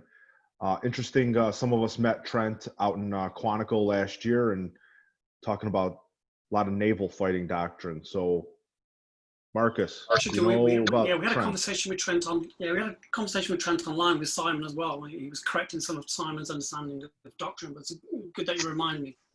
So yeah, I should go back and look at that a little bit deeper. I think doctrine is where things actually should be flowing from. So doctrine is probably the equivalent to the strategy cycle that orientation is to the OODA loop. Everything should flow from there. This is what, as a reading of Sun Tzu, there's a great book called Deciphering Sun Tzu, recommended by Ben and a few other people to me. Not an easy read, but he talks about strategic advantage really coming from doctrine. It's the equivalent to, they use a lot of river metaphors in Eastern strategic thinking, and it's about removing the obstacles that allows the river to flow, but it's also about putting in constraints, like putting a riverbank so the river doesn't flood, but it actually starts to flow in a direction you want it to go. But if the river is strong enough, the results are inevitable. It will reach the sea eventually. It will either find its path away, around things, or if it's strong enough, it will go through things. So I think the idea of doctrine is as key to the strategy cycle as orientation is to OODA. So if you're interested in looking at ward maps, that's something, the doctrine side is fantastic for organizations. That's Simon's work is exceptional. So if anybody's not aware of that, I highly recommend having a read of it.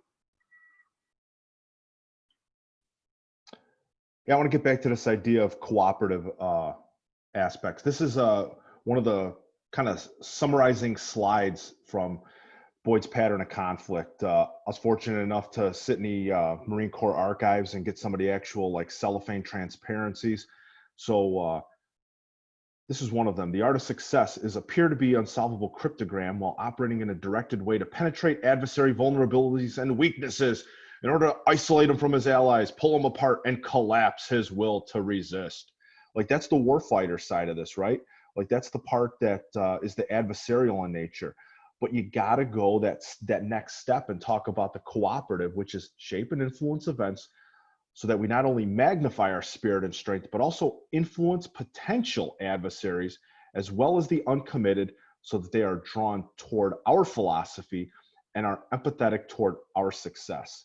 And I look at this as, you know, to use the police context again, is, hey, there's plenty of crazy women that need to be talked into the back of ambulances to go find mental health resources.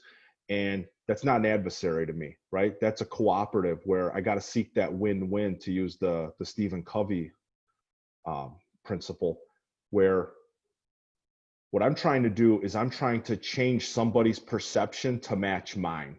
Now, how in line with reality or how harmonized mine is with reality is going to be up for debate. But I'm trying to shift somebody's mental model of and their understanding of how things are at the time and shift them into how I want them to go. To sell that woman in crisis into the back of the ambulance so she could go and start getting medical help.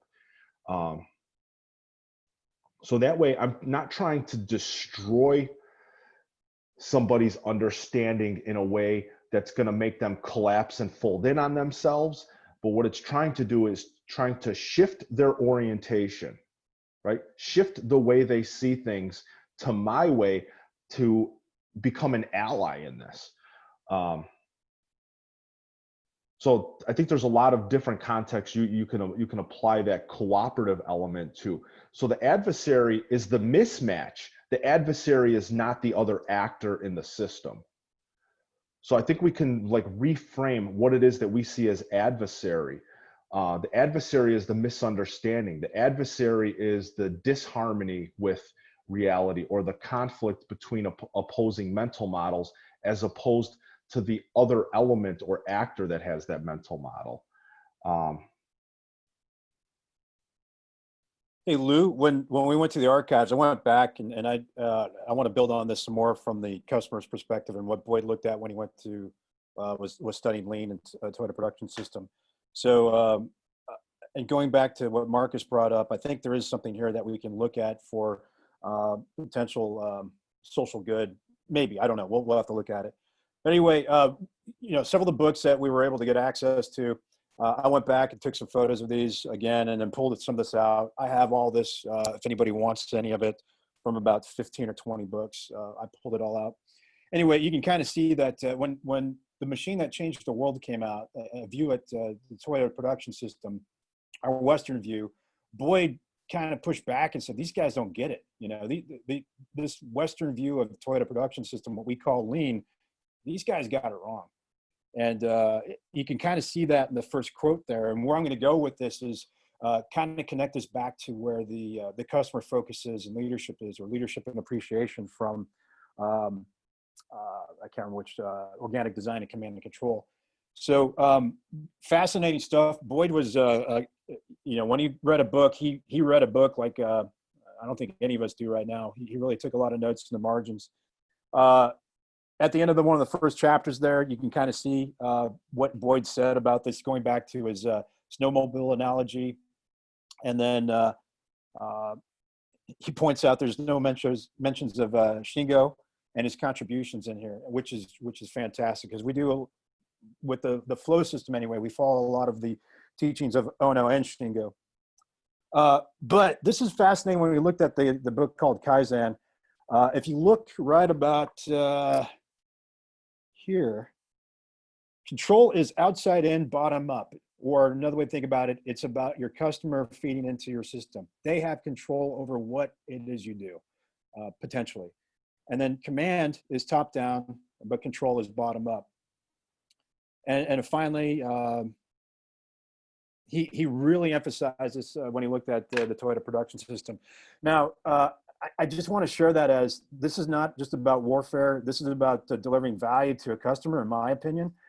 Really understanding what the customer needs, and we can use the OODA loop there. So I think there is potential to use this for social good. And by the way, I think when they were drawing out the OODA loop, and I forget who it was Boyd and I forget who helped them sketch the first one, but they were hesitant about it because it was a weapon. They looked at this as a potential weapon for organizations. And, I told Nigel Thurlow the other day, I said, hey man, when you look at the flow system and what we put together, and we have the OODA loop in there, we've got a weapon system. It can be weaponized.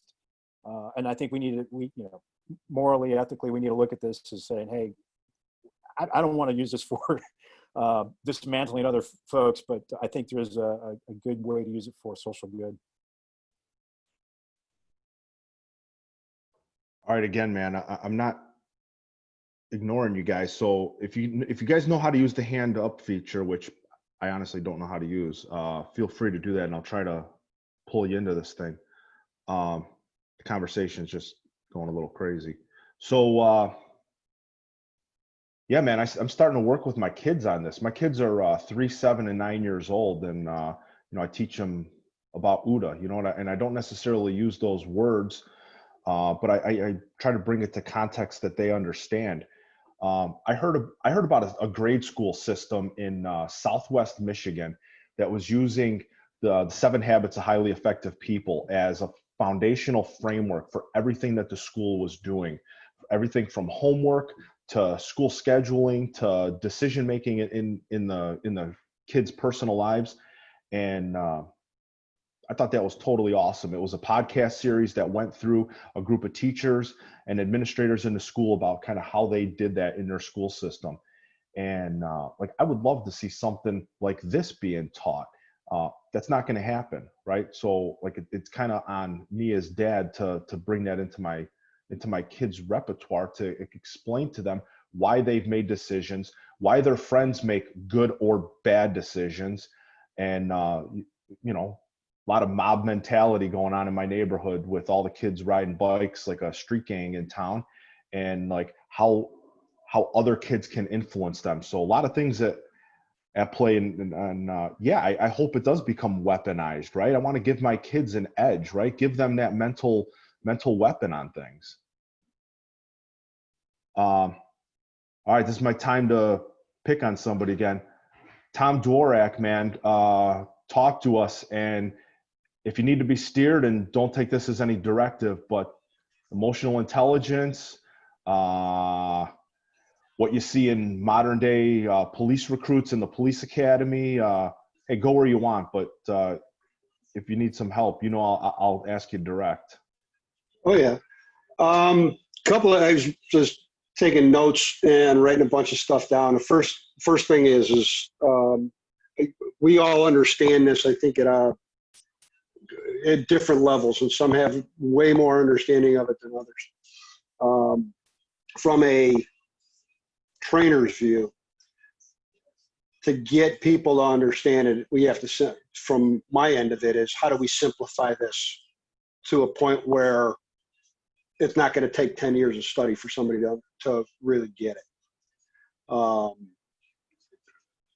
that comment earlier about knowing what we don't know, and that's a big one, which really gets into an ego standpoint of admitting that we don't know something, and how do we get people to do that, and that which tags into the emotional intelligence part of this, because then we really start to get into your ability to understand yourself better. And I think and that leads into how do we control the brain, the amygdala, getting a professor and a caveman to play nice together. Is one of and I use that analogy a lot. Part of that simplification process is a visual aid to who we're teaching.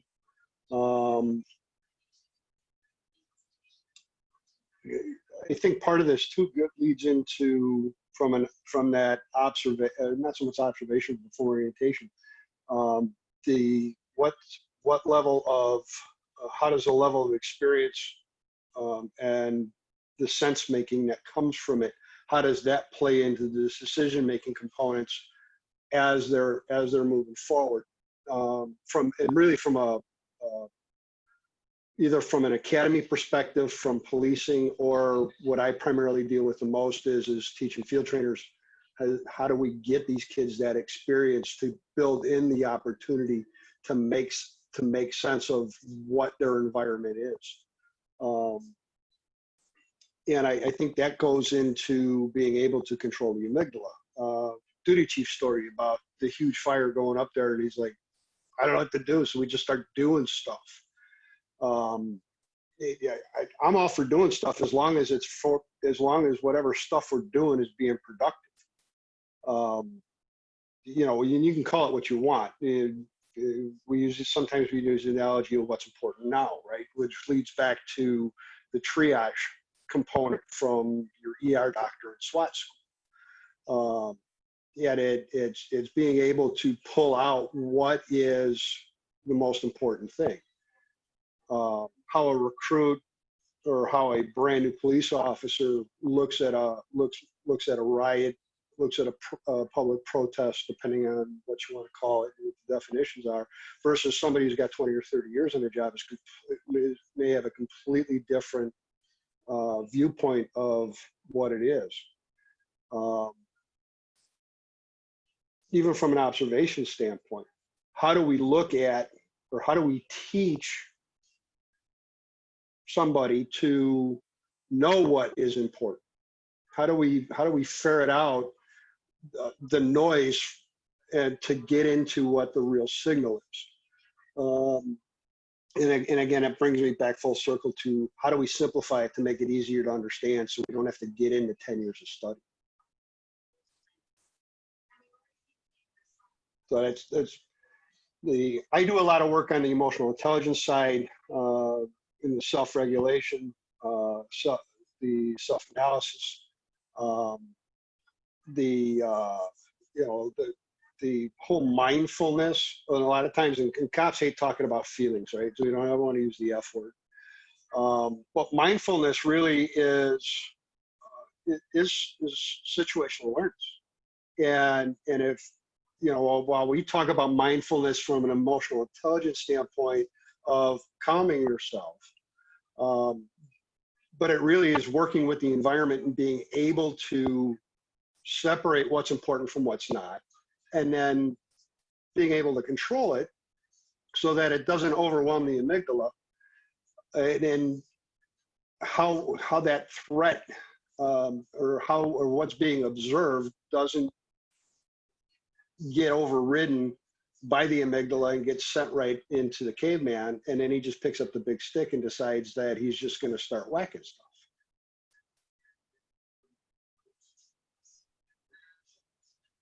Yeah, totally agree with you, brother. We've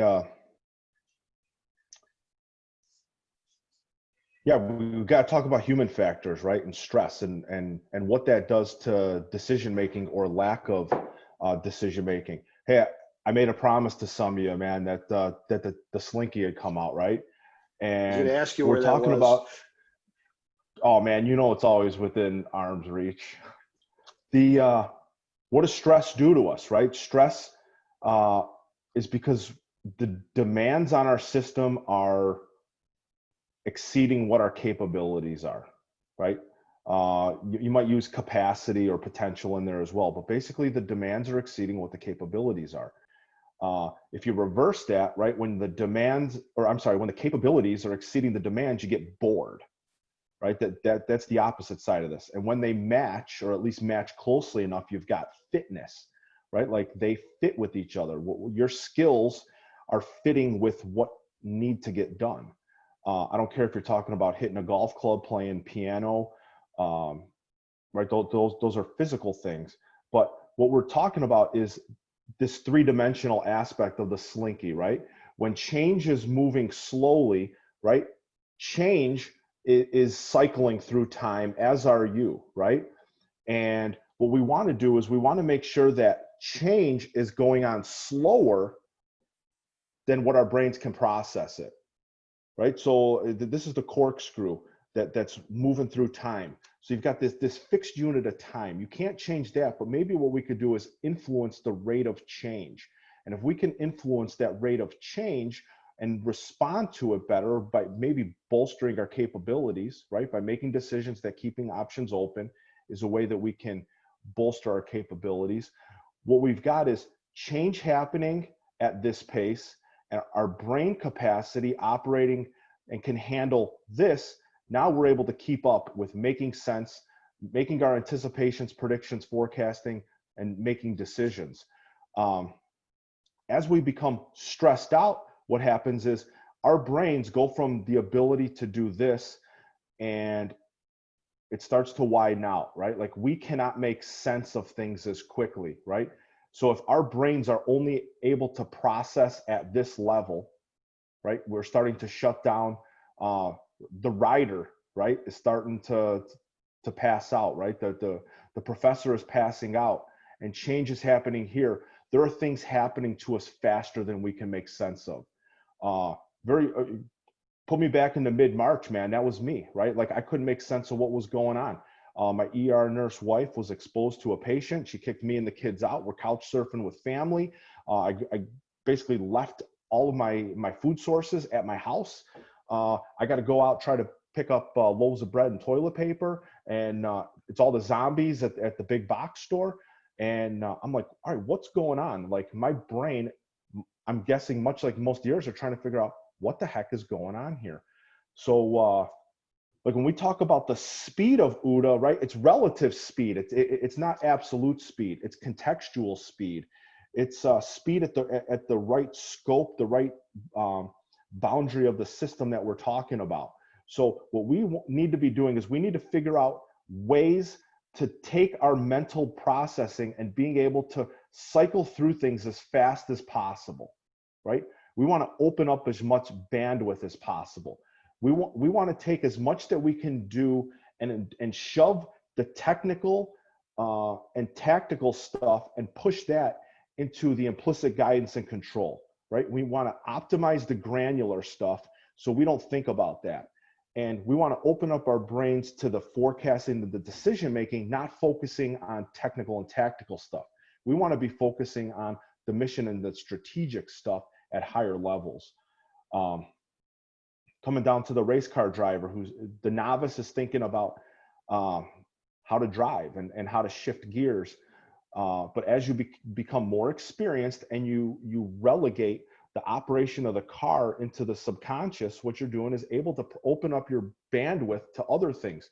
So you're moving down, it's, but the next one is, hey, there's something on the track, to, that looked like a beverage can, to the pro who's going, hey, that's the new Bud Light can, and never bats an eye at it. So how quickly can you pick up on those things, and how can you filter out the noise, picking up the signals, figuring out the difference between what's significant versus what's obvious, right? Because sometimes it's the things that are subtle that are important to us, and we're not going to be able to pick up on those things if we haven't relegated the right things into our subconscious and put it on autopilot. There's the abbreviated Slinky. Ben Ford, hand up, go bro. Can I share screen? Desktop 2. Okay, can you guys see this? Is my screen sharing? Cool. Okay, so this is something I put together after I read Cognitive Dominance. So if I've mentioned it a few times in the chat, it really speaks to a whole bunch of the stuff that we've been talking about. And he talks about different quadrants of fear that you find yourself in, different quadrants of dysfunction and improvement. And I realized when I read the book that there's a way of merging this with Cynefin. So in this top right quadrant, in the complicated quadrant, that's where, that's where you're the racing driver, right? You're in flow, you understand how to operate at a high level in your environment. But, the environment always changes. In fact, you know what, I'll just, so the environment always changes. So, but when you're in this, when you're in this place, you are, you're the special ops team that knows how to take down a building. You are the racing driver that knows, is feeling the car and not thinking about the car. You're in mastery, you're in flow. But, the environment changes. Your opponent gets better. You get bored, right? You get used to being able to do this really well. So you go looking for the next level, right? You feel like something's missing. So things become a bit too boring. You're a bit dissatisfied. You're concerned about, your skills are eroding. You want to look for what's next. There's something missing. Oops, wrong way. So then you take on a new challenge, right? And then this is where we often find ourselves when, you can jump straight from being in flow to, oh, fuck. Oh, sorry, wrong. That's bad language. Straight from being in flow to, oh, it's all gone horribly wrong. But when you're building a new skill, this is kind of like a natural place to be, right? This is where your destruction happens. You've taken your snowmobile apart and suddenly you're discombobulated. Nothing feels, this is Tiger Woods rebuilding his golf swing. Nothing feels right here. You're into a conceptual spiral, and you need to build yourself back up. But eventually, this is where you act and you move forward, and then eventually you come back into complex, which is where you started to build a new skill. It's still uncomfortable, but you can begin to see a new way out, if you like, to start sticking these things back together. So, your snowmobile was in pieces on the floor and now you've built it back up and you started with the genesis of a new level of skill until, if you keep working on it, you come back into that area of flow and mastery, but you're not as fluid as you were. You're consolidating, you're building on what you were, and then eventually, right, the cycle starts again.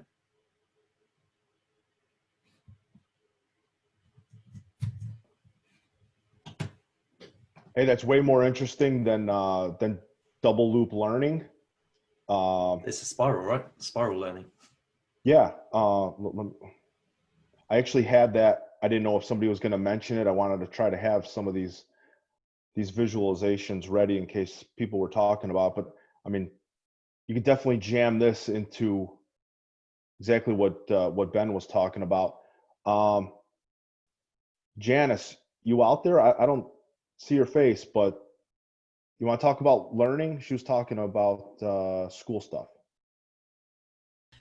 Hello, everyone. My name is Janice Fingler. I'm out here in Vancouver, Canada, and I've been lurking and learning about the OODA loop and trying to apply it. What's interesting for me is I come from a background of mineral exploration, where we are actually looking for concentrations of metals in the Earth's crust that we don't even know are there necessarily. So there's a lot of uncertainty. There's uncertainty in the markets.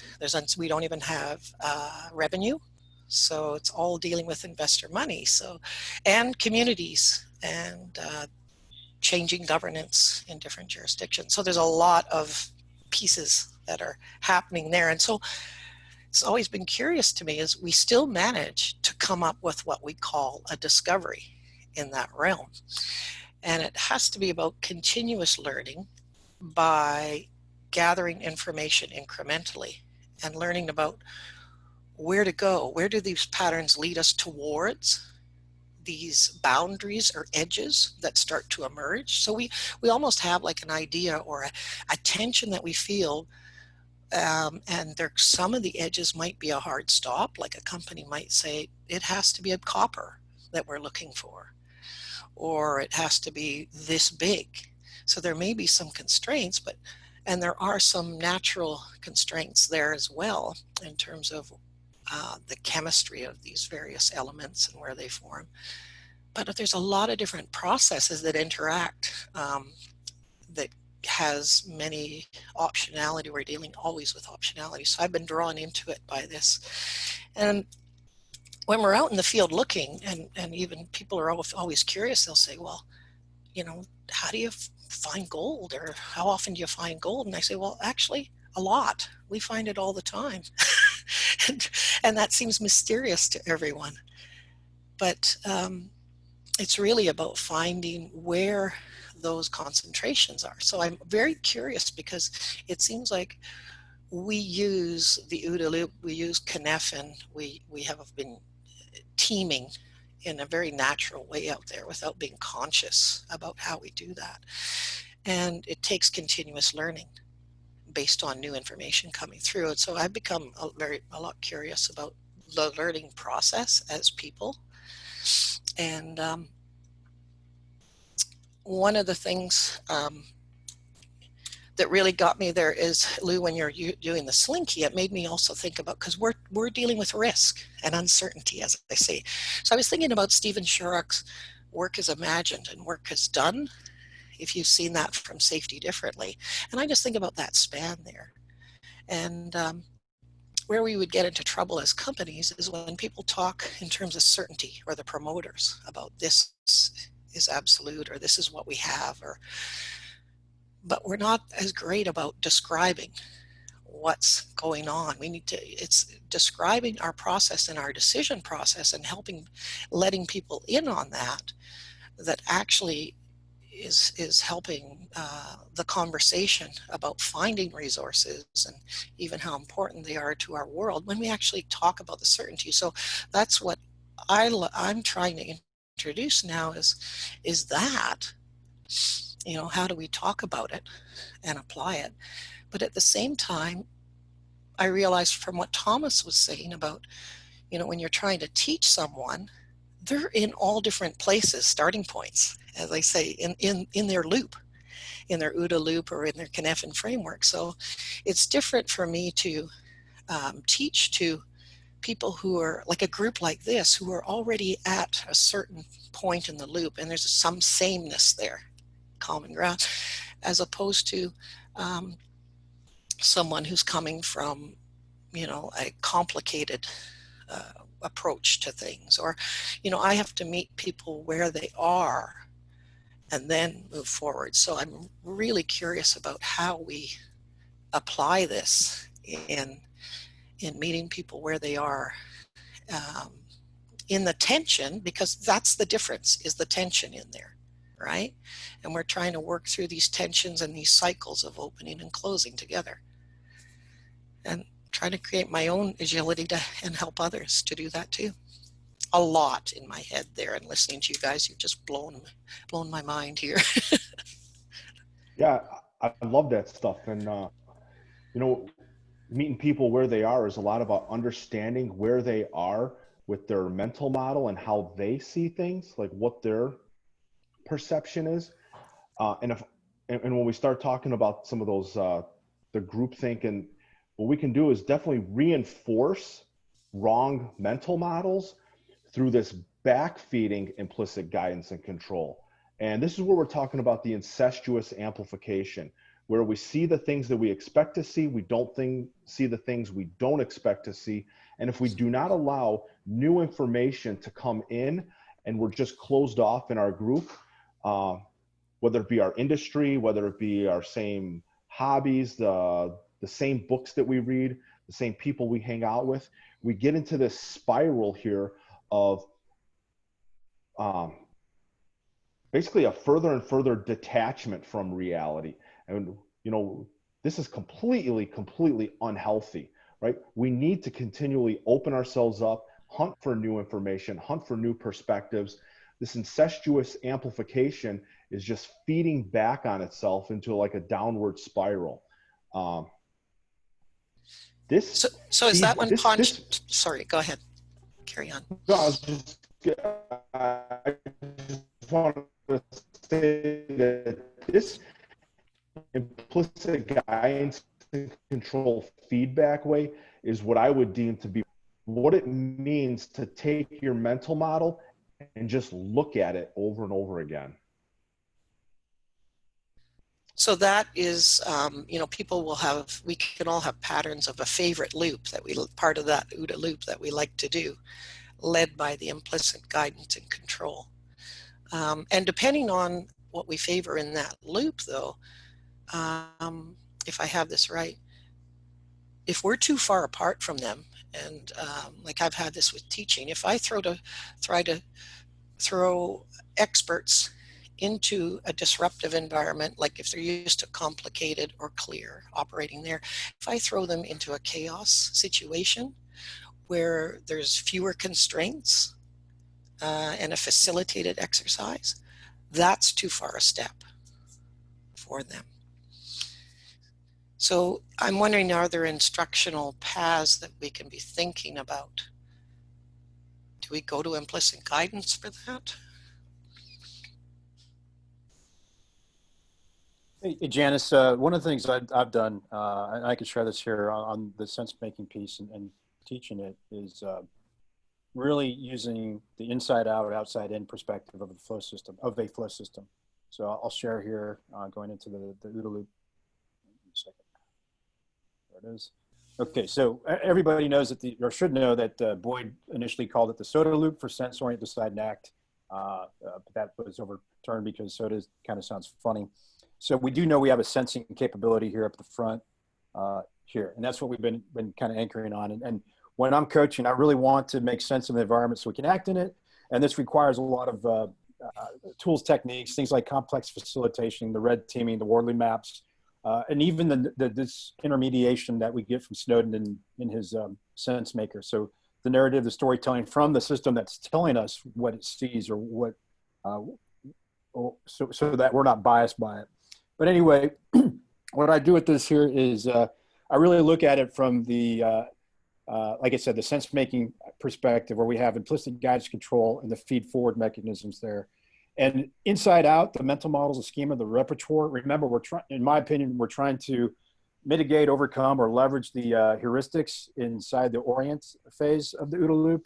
And I'll use things such as Kinevin. I'll use groupthink mitigation tools such as our red teaming techniques, our Wardley maps, complex facilitation to do that.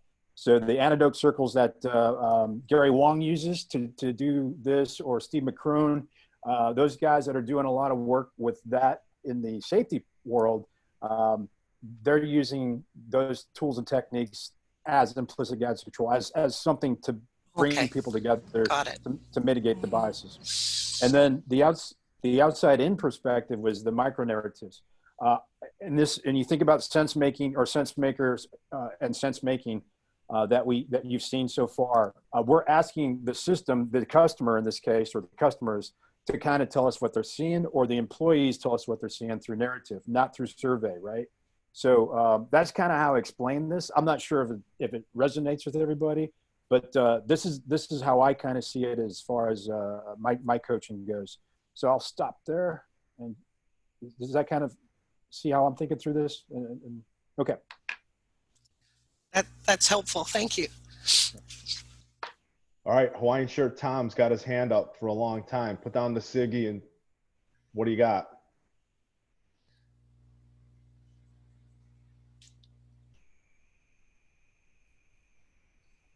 Hey, put down the cigarette and hit your mute button, bro. Lou, can you bring up that slide with the overlapping circles, individual versus group that you had earlier on? You said you stole from someone before it disappeared. Yeah, to speak to what was just mentioned, I love narrative from the outside in, using narratives to describe things. And because of that, I rely on the world's plethora of science fiction and fantasy authors who have put a lot of thought into imagining what could be to come up with ideas to build my own experience versus going out and building things myself. And when it comes to this mismatch and perfect alignment, in an individual, that's great. But when we're looking at the group, what he mentioned here about the overlap covering everything and discuss what would happen with perfect orientation if everyone in a group had that perfect alignment. Reaching to science fiction, that's pretty much exactly what the Borg do in the Star Trek universe. The Borg have that perfect alignment where everyone is assimilated and views things the same. And science fiction / fantasy writers have already addressed that issue, and that the critical weakness of having that perfect alignment is the lack of cognitive, I just lost the word, range of ideas, what we get from diversity, the cognitive diversity, there we go, is that the Borg, when they assimilate everyone and have that perfect orientation, they lack the cognitive diversity to deal with unfolding uncertainty. And so that's, I just want to throw that out there as a caution that using the narratives provided by good authors, and there's a lot of crap authors out there, but the narratives provided by creative thinkers in terms of like fantasy writers, science fiction writers, help build that experience that we would otherwise have to go build ourselves.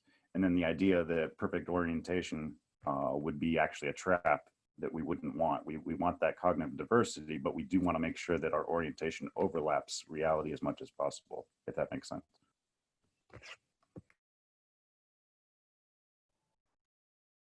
Yeah, it makes total sense. There's a good conversation going in the sidebar here. Sean McKay, I'm not going to read it, bro. Just turn your mic on and talk with us. Yeah, I was just throwing that out for everybody. I know there's probably not enough time to do it. We kind of use a constructivism type of thing as an example. If you're teaching somebody how to react to a landslide, like there's a bomb in the building, you're clearing it, and everybody's got to get the hell out really quickly. That's in the environmental parameters of that, you're having to make quick decisions under, we talk about it in VUCA, and we kind of added this T² with threat and time constraint onto it to where it blends into a lot of other things that we're talking about. And with that, I think it's important with heuristics because we use heuristics. We use deliberate and informed heuristics, which I would say is somewhat similar to some of clients' early work with recognized prime decision making, probably from like the sources of power type of early days prior to DARPA and stuff like that. And I think that there's a great tool. And if you look at heuristics as a whole, you have the comment, and I don't want to come off as not respecting certain authors, but when you look at it, you have to look at the context in which they're talking. So if you look at Kahneman and Tversky, their big argument was with Gerd from Max Planck University, right? They had this whole thing going back and forth where they're very respectful, but they're arguing on two different levels of analysis, where Kahneman and Tversky were very big on talking about how heuristics can be biased and lead to unintended things you don't want to do because they're just a natural organic thing on that somebody has in there that can be a bad behavior and create a bias within a situation, where Gerd was not talking about that. He was talking about using informed or deliberate heuristics and how effective those can be utilized. And he's written some incredible articles, if you haven't written that, with heuristics within counterterrorism, heuristics within complex adaptive systems, heuristics within all these different models. And what was very frustrating is watching these two really incredible, brilliant people arguing and not coming to any conclusion. And in the end, they were arguing on two different levels of analysis. Gerd was arguing that, listen, you don't have the time to do optimization, right? Which was Kahneman's big thing, is optimize that, because it came from economy and being able to get all the information you need to be able to make those optimized decisions, where Gerd was coming at it from like, time constraint, you have to make a decision now, you don't have all the information, nor can you wait to get all the information. The equivalent would be you and I responding to an active shooter and being outside and being like, hey man, like, you think, does that sound like there's more than one shooter? I don't know. Let's just hang here for 1 second, man. Let's see what everybody just chill. No, those were some screams. Those weren't shots. And then let's optimize the decision where Gert is like, you have to engage, right? And that early engagement is absolutely huge. So I think, differentiating heuristics is very important, because I think there is a critical distinction to be made between heuristics that are used within economy and optimization type of things versus being able to do them in split seconds. So we can make those, and I think it does fall in line a little bit with some of what you're talking about with some of the clients, especially his earlier work. And so when we're introducing these things, we use kind of this constructivism methodology along with scaffolding. I think maybe Ian or somebody mentioned the scaffolding approach. We kind of combine a lot of those things. So we create this learning platform where we try and engage and get them to solve problems, right? Problem solving is one of those ways that you can kick out when you start having the amygdaloidal responses that Tom was talking about earlier also. How do we kick out of that? And a lot of ways that we can do that is do what you know works, knock yourself out of that and begin problem solving. Problem solving obviously releases dopamine. Dopamine is a reward system that people like doing. So we try and engage students very, very early to start. We teach them the principles and the foundation in a fail-safe environment, and then we quickly move into a safe to fail environment to where they can push the limits and we can infuse complexity and chaos into that situation and allow them to start problem solving. The example I would give is if we're working on let's say like Intel groups doing reduced signature type of stuff, they know that they're compromising, they got to get out of a 6-story window. So we tell them exactly how to cut those sheets, how to use parts of the safe house, of an embassy, of whatever they need to be able to create an egress method of getting out of there. And so when we do that, we don't have any question. Your anchor is solid. I want you to learn the movements, the principles of how to get out of a window without shock loading a system of bed sheets and 20 foot of electrical cord, because that's not going to go well. But I make it so they learn those systems. So we create a very fail-safe environment as you learn how to do that. Once they get that muscle memory and we start infusing that, hey, you aren't going to have a strong anchor. You're not going to have this. You may be tying a knot in a bed sheet, throw it in a door, closing it, and hopefully that knot jams on the bottom of that door and hold your weight as long as you go out of that window without shock loading your system. And then we gradually infuse it, but I have a safety on them, right? So they can push those limits as much as they want, and they still have that. So then they can start by sensing what's going on, right? And sensing and sense making, two very different things. And so then they can start creating a foundation to create sort of a sense making and organic capability, and where they can start creating deliberate heuristics on what they do versus what it is. So I think there's a big difference on heuristics on there, and I rambled on a lot because I know we're running late, so I'll stop.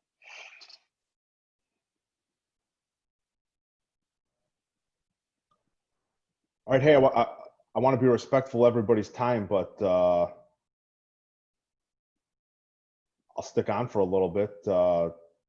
Not going to hurt any feelings by jumping out. I know some of you have had to jump off for dinner time or whatever. Evie, you got a lot of questions. What have you made of what's going on here today? Yeah, well, I always have questions. I'm curious. I mean, I've gone through the period of my life where I thought I had everything in control, and that's long gonna pass. And I'm thinking about when we talk about decision making and just how we train the leaders, how we train people to think. I can't help but think about situations that I've been in, and I grew up in communists, so I've been through a lot of vocal change. But there are situations where people take a lead without a leader, and they make decisions as a group, and they act like bees, where they, something, or ants, where something gets broken, and suddenly you have this perfectly aligned teamwork, but there is no leader. And I mean, I know I'm opening a brand new can of worms, but that's another thing that I'm always curious to learn more about is how does that happen? Is it muscle memory that some teams, maybe they worked together for a long time, maybe it's not the same as when new people come together, but some people seem to be really good at it, and some people seem to suck at it, at doing things like without a leader, and they're just lost unless somebody kind of guides them. So again, it's we're up on our time, but if you can think about it, and maybe if we can chat after this, that would be something that I would love to learn more about. Yeah, I think there's a whole conversation to be had here about teaming and chemistry. I've had detective partners where we know exactly where we're going in the course of an interview or an interrogation, and we just like, it's like a jazz, an award-winning jazz piece that just flows really well. I've worked with other guys, man. We've like even strategized it beforehand, and it just falls apart. Same thing on tactical teams, like guys that just like you read each other's minds, and the communication is like almost like non-existent, and things flow so well. Like to figure out how OODA factors into that, how experience and just time together plays into that. Yeah, because I don't think it's the perfect alignment that you had on the slide. Because very frequently these people come from perceptions that might be mutually exclusive, yet when they get together, things start falling in place much faster than many leadership teams I've worked with, and I've known that, you know, just they have different perspectives. They're aware of the fact they have different perspectives, but they have zero interest in aligning their perceptions to address reality. So one of the concepts we looked at in mental models is that in order to have a high-performing team, you need a shared mental model of something, of planning, going through the life cycle of teams.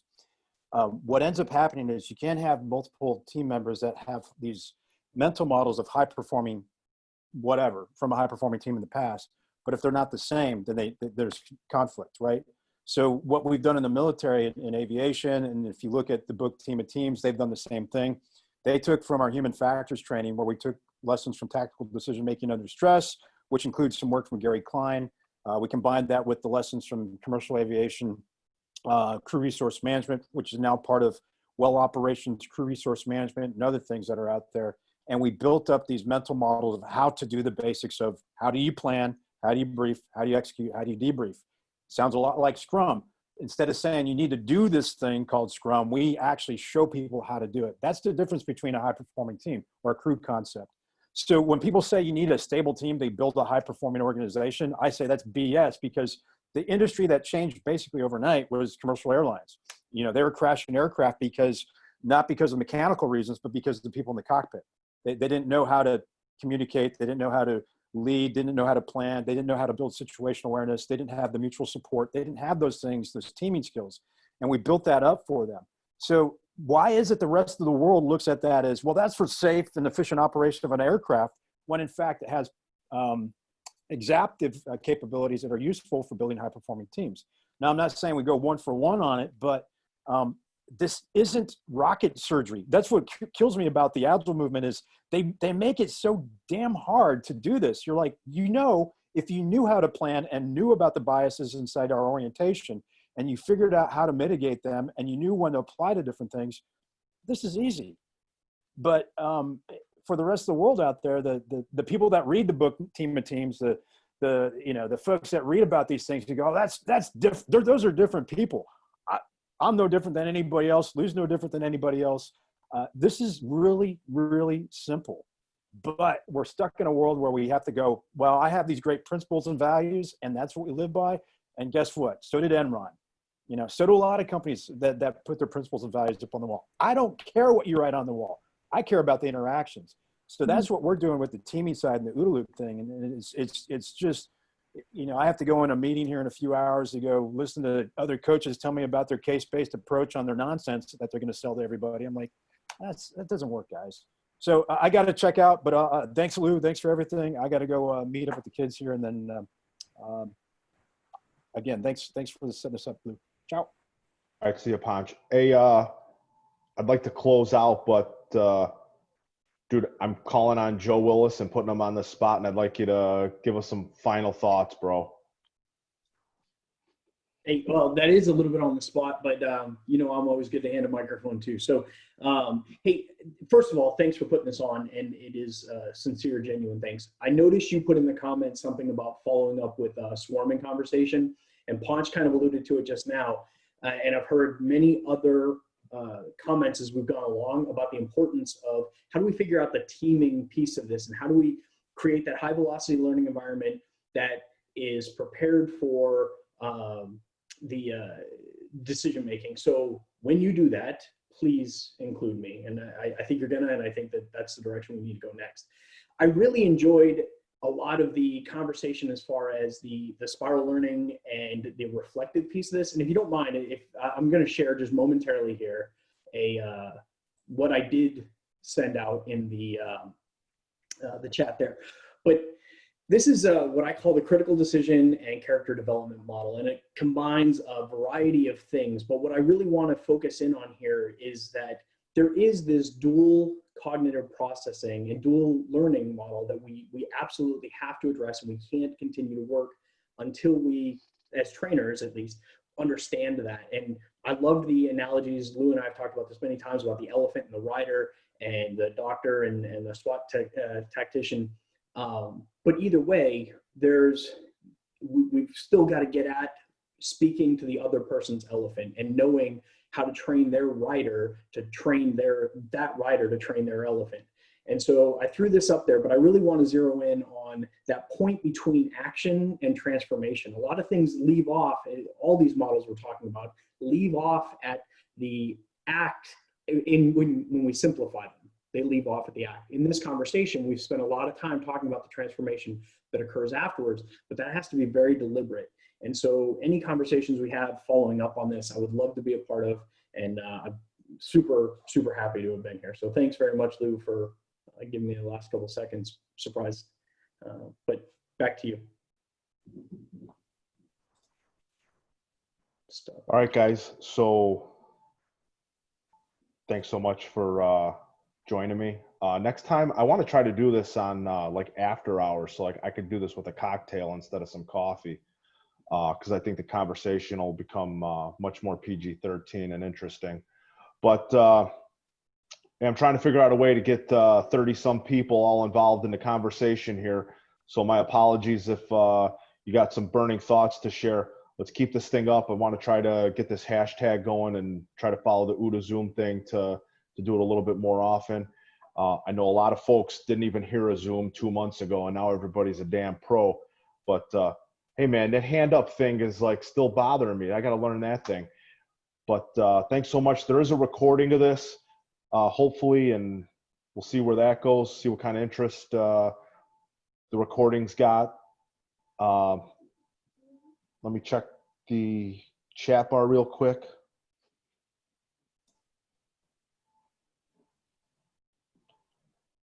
Hey, before I leave, does anybody know how this chat could be saved? There's a couple of dots there in the corner if you're on a PC anyway, right next to where you upload files. You just click those dots and it'll allow you to download to a couple different places. I think it also automatically downloads if you're recording. That's true too, yeah. Hey, even better, everybody. All right, thanks so much, and catch you later.